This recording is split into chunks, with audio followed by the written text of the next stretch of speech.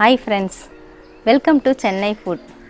சாதாரணமாக பாசி பருப்பை வச்சு ஸ்வீட் செய்யணும் நமக்கு ஞாபகம் வந்தாலே நம்ம பாயசம் தாங்க செய்வோம். ஆனால் அருமையான ஒரு ஸ்வீட் ரெசிபி நல்ல ஜூஸியாக எப்படி செய்கிறதுன்னு பார்க்க போகிறோம். வாங்க பார்க்கலாம். பாசிப்பருப்பு ஸ்வீட் செய்கிறதுக்காக நான் அடுப்பு ஆன் பண்ணிவிட்டு அடுப்பில் பேன் வச்சுருக்கேங்க. இதே மாதிரி நீங்களும் வச்சுக்கோங்க. நான் அரை கப்பு அளவுக்கு தான் பாசிப்பருப்பு எடுத்துருக்கேங்க. உங்களுக்கு எவ்வளவு ஸ்வீட்டு தேவையோ அதுக்கு தகுந்தப்போல் நீங்கள் பருப்பு எடுத்துக்கலாம். ஆனால் அளவு எல்லாமே நீங்கள் எந்த கப்பில் அளக்குறீங்களோ அதே கப்பில் தான் எல்லாமே நம்ம மெஷர்மெண்ட் அளக்க போகிறோம். இந்த அரை கப்பு பாசிப்பருப்பை நம்ம வறுத்து எடுத்துக்கலாம். நல்லா வாசனை வரணும், கலர் கொஞ்சம் சேஞ்ச் ஆகணும், அந்த அளவுக்கு வறுத்துக்கலாம். நான் இப்போ பேனில் சேர்த்து விட்டுறேன். மீடியம் ஃப்ளேமில் வச்சுட்டு வறுத்துக்கோங்க. பாசிப்பருப்பு இப்போ நல்லா வறுபட்டுருச்சுங்க. பாருங்கள், கொஞ்சம் கலர் சேஞ்ச் ஆகிருக்கு. ஃபஸ்ட்டு இருந்ததுக்கும் இப்போ இருந்ததுக்கும் நல்லா வாசனை வருது. இப்போ நான் இதை பிளேட்டுக்கு மாற்றிடுறேன். அடுப்பு ஆஃப் பண்ணிக்கலாம். பாசிப்பருப்பு வறுத்த அதே பேனை தான் நான் அடுப்பில் வச்சுருக்கேங்க. நம்ம வறுத்த பாசிப்பருப்பை வேக விட போகிறோம். வேக விடுறதுக்காக நான் எந்த கப்பில் பாசிப்பருப்பு எடுத்தனோ அதே கப்பில் 1.5 கப் அளவுக்கு நான் பால் சேர்க்குறேன். 1 கப் அளவுக்கு தண்ணி சேர்த்துக்கலாம். மொத்தம் 2.5 கப்பு நம்ம சேர்க்குறோம். இந்த பாலும் தண்ணியும் சேர்ந்து நல்லா சூடாகட்டுங்க. அதுக்கப்புறமா நம்ம வறுத்த பாசிப்பருப்பை சேர்த்து விட்டுடலாம். பேனில் சேர்த்து விட்ட பால் தண்ணி ரெண்டுமே இப்போ நல்லா சூடாயிடுச்சுங்க. கொதிக்கிற ஸ்டேஜுக்கு வந்துருச்சு. வறுத்த இந்த பாசிப்பருப்பை இதில் சேர்த்து விட்டுடலாம். ஒரு கொதி வர வரைக்கும் ஹை ஃப்ளேமில் வச்சுக்கோங்க. கொதி வந்த உடனே அடுப்பை சிம்மில் வச்சுருங்க. ஒரு 10 நிமிஷம் போல் இந்த பருப்பை நாம் வேக விடணும். பாசிப்பருப்பை நான் இந்த மாதிரி மூடி போட்டு வேக விட்டுருக்கேங்க. ஒரு 10 நிமிஷம் அடுப்பை சிம்மில் வச்சுட்டு வேக விட்டால் போகிறோம். பாருங்கள், பருப்பு நல்லா இழஞ்சிடுச்சு. நம்ம சேர்த்து விட்ட அந்த பால் தண்ணி எல்லாமே வற்றி வந்துருச்சு பாருங்கள். நீங்கள் இந்த மாதிரி பருப்பு எடுத்துகிட்டு கையில் நசுக்கி பார்த்தாலே பருப்பு வெந்துதா இல்லையான்னு தெரியும். பாருங்கள், அப்படி நசித்த உடனே பருப்பு நல்லா நசிஞ்சு போகுது. இப்போ நம்ம அடுப்பு ஆஃப் பண்ணிவிட்டு இந்த பருப்பு நல்லா ஆற விட்டுடலாம். ஆறுனதுக்கப்புறம் தான் நம்ம மிக்ஸி ஜாருக்கு மாற்றிட்டு அரைக்க முடியும். உங்களுக்கு இந்த மாதிரி பேனில் வேக வச்சு அரைக்கிறது கஷ்டமாக இருந்ததுன்னா நீங்கள் குக்கரில் கூட இந்த பருப்பு போட்டுட்டு ஒரு 2 விசில் வேக வச்சு இறக்கிக்கலாம். இப்போ இந்த பருப்பு நல்லா ஆறட்டும். நான் கீழே இறக்கிடுறேன். பாசிப்பருப்பை நான் ஃபேன் அடியில் வச்சுட்டு நல்லா கலரி விட்டுட்டே இருந்தாங்க. ஒரு 2 நிமிஷத்துலேயே நல்லா ஆறிடுச்சு. பாருங்கள், அப்படியே ஆனால் அரைச்சது போல் நல்லா மசிஞ்சிருக்குது. இப்போ நம்ம நல்லா பேஸ்ட் மாதிரி நைஸாக அரைச்சி எடுக்கணும். ஆனால் நான் மிக்ஸி ஜாருக்கு மாற்றிட்டு அரைச்சி எடுத்துக்கலாம். நான் மிக்ஸி ஜாருக்கு மாற்றி விடுறேன். ஆற விட்டுட்டு ஜாருக்கு மாற்றுங்க. வேக வச்ச பாசிப்பருப்பை தண்ணி எதுவுமே சேர்க்க வேண்டாங்க. அதில் இருக்கிற ஈரப்பதமே போதும். இந்த மாதிரி நல்லா பேஸ்ட் மாதிரி அரைச்சி எடுத்துக்கோங்க. நல்லா நைஸாக அரைப்பட்டுருக்கு பாருங்கள். இதே மாதிரி அரைச்சி எடுத்துக்கோங்க. இந்த அரைச்ச பாசிப்பருப்பை வச்சு தான் நம்ம ஸ்வீட் ரெசிபி செய்ய போகிறோம். நான் அடுப்பில் பேன் வச்சுருக்கேங்க. பேன் இப்போ நல்லாவே சூடாகிடுச்சு. நம்ம அடுத்ததாக ரவையை தான் நம்ம கிளறி எடுக்க போகிறோம். அரை கப்பு ரவைக்கு நான் 1 கப் அளவுக்கு பால் எடுத்து வச்சுருக்கேங்க. இந்த கப்பில் தான் நான் 1 கப்பு பால் நான் அளந்து ஊற்றி வச்சுருக்கேன். ஃபஸ்ட்டு இந்த பாலை நம்ம இதில் சேர்த்து விட்டுடலாம். எல்லாமே மெஷர்மெண்ட்டு ஒரே கப்பில் நீங்கள் பண்ணிக்கோங்க. அப்போ தான் கரெக்டாக இருக்கும். பால் கொஞ்சம் சூடாகட்டும். சூடானதுக்கப்புறமா நம்ம ரவையை சேர்த்துக்கலாம். பேனில் சேர்த்து விட்ட பால் இப்போ நல்லாவே சூடாயிடுச்சுங்க. பொங்குற ஸ்டேஜுக்கு வந்துருச்சு. இப்போ நம்ம ரவையை சேர்த்துட்டு கலந்துக்கலாம். அரை கப்பு ரவைக்கு 1 கப்பு பால் சேர்த்துக்கோங்க. மெஷர்மெண்ட்டு கரெக்டாக இருக்கும். நம்ம அரை கப்பு பாசிப்பருப்பு எடுத்ததுனால நான் அரை கப்பு ரவை எடுத்திருக்கேன். நீங்கள் பாசிப்பருப்பு எவ்வளோ எடுக்கிறீங்களோ அதுக்கு தகுந்தப்போல் நீங்கள் 1 கப்பு பாசிப்பருப்பு எடுத்திங்கன்னா 1 கப்பு ரவை எடுத்துக்கணும். அதே மாதிரி மெஷர்மெண்ட் எல்லாம் ஒரே கப்பில் நீங்கள் அளந்துக்கோங்க. அப்போ தான் கரெக்டாக நமக்கு ஸ்வீட் நல்லா டேஸ்ட்டாக கிடைக்கும். அடுப்பு சிம்மில் வச்சுட்டு இந்த மாதிரி கலந்து விட்டுக்கிட்டே இருங்க. நல்லா சுருண்டு வரும். இப்போ ரவை நல்லா பாலோடு சேர்ந்து சுருண்டு வருது பாருங்கள். திக்காயிடுச்சு. இந்த ஸ்டேஜில் நாம் அரைச்ச இந்த பாசிப்பருப்பை இதில் சேர்த்து விட்டுடலாம். ரெண்டுத்தையும் ஒன்றா சேர்த்து மிக்ஸ் பண்ணணும். அரைச்ச பாசிப்பருப்போட இந்த ரவையை சேர்த்து நல்லா மிக்ஸ் பண்ணிக்கோங்க.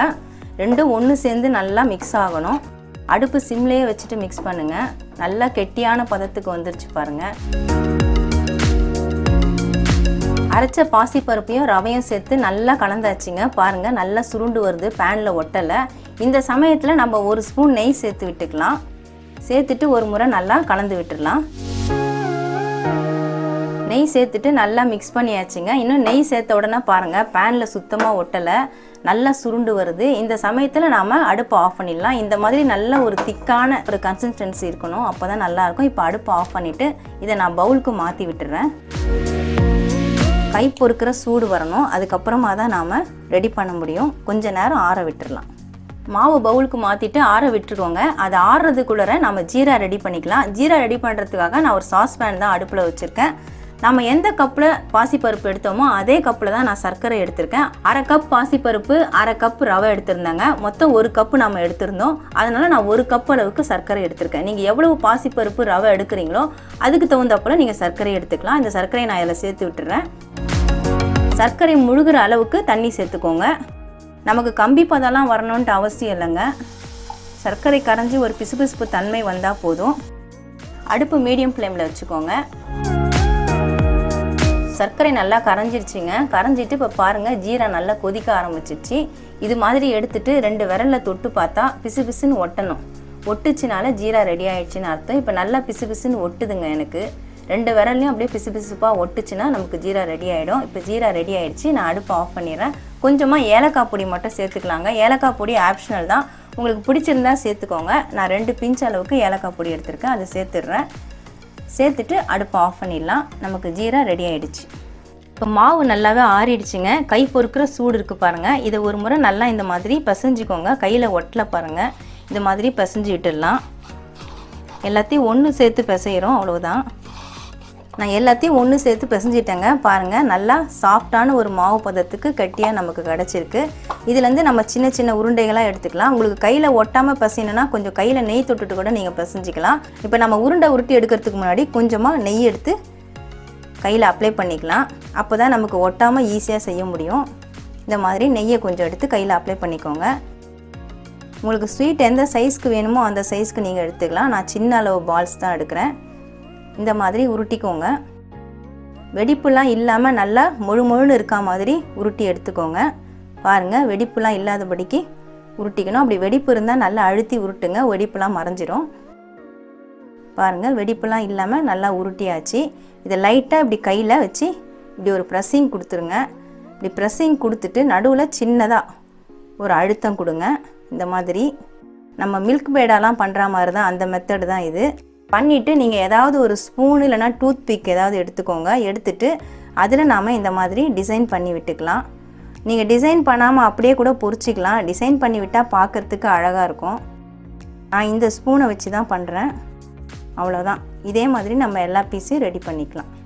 நான் ரெடி பண்ண மாவு எல்லாத்தையுமே இந்த மாதிரி ரெடி பண்ணிக்கிட்டேங்க. இந்த மாதிரி ஷேப்பில் ரெடி பண்ணியிருக்கேன். இப்போ நாம் இதை பொரித்து எடுத்துக்கலாம். பொரிக்கிறதுக்காக நான் அடுப்பில் பேன் வச்சுருக்கேன். எண்ணெய் ஊற்றிருக்கேங்க பொரிக்கிற அளவுக்கு. நல்லா இப்போ எண்ணெய் சூடாக இருக்குது. ஒரு பீசஸாக எண்ணெயில் சேர்த்து விட்டுடலாம். எண்ணெய் சூடான உடனே அடுப்பு மீடியம் ஃப்ளேமில் வச்சுக்கோங்க. கொஞ்சம் நேரம் இருக்கட்டுங்க. ஒரு பக்கம் பொரிஞ்சதுக்கப்புறமா நம்ம திருப்பி போட்டுக்கலாம். நல்லா பொன்னிறமாக செவந்ததுக்கப்புறமா தான் எடுக்கணும்.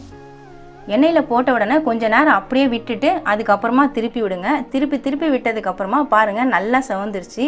நல்லா கோல்டன் கலர் வந்துருச்சு. இப்போ நம்ம இது எல்லாத்தையும் பிளேட்டுக்கு மாற்றிக்கலாம். இதை நம்ம ஜீராவில் போட்டுடலாங்க. நம்ம ஏற்கனவே ஜீரா ரெடி பண்ணி வச்சுருக்கோம். அந்த ஜீராவில் போட்டுட்டு நல்லா ஒரு முறை மிக்ஸ் பண்ணி விட்டுடலாம். சூடாக இருக்கும்போதே ஜீராவில் போட்டுருங்க, அப்போ தான் சீக்கிரமாக ஊறிடும்.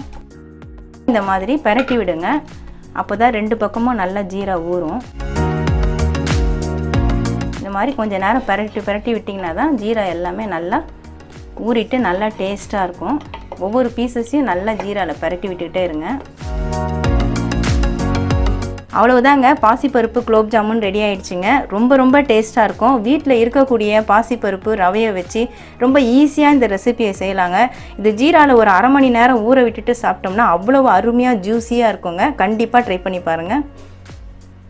அருமையான ஜூஸியான ஸ்வீட் ரெசிபி எப்படி செய்கிறதுன்னு வீடியோவில் பார்த்துருப்பீங்க. உங்களுக்கு இந்த வீடியோ பிடிச்சிருந்தா லைக் பண்ணுங்கள், ஷேர் பண்ணுங்கள், சப்ஸ்கிரைப் பண்ணுங்கள்.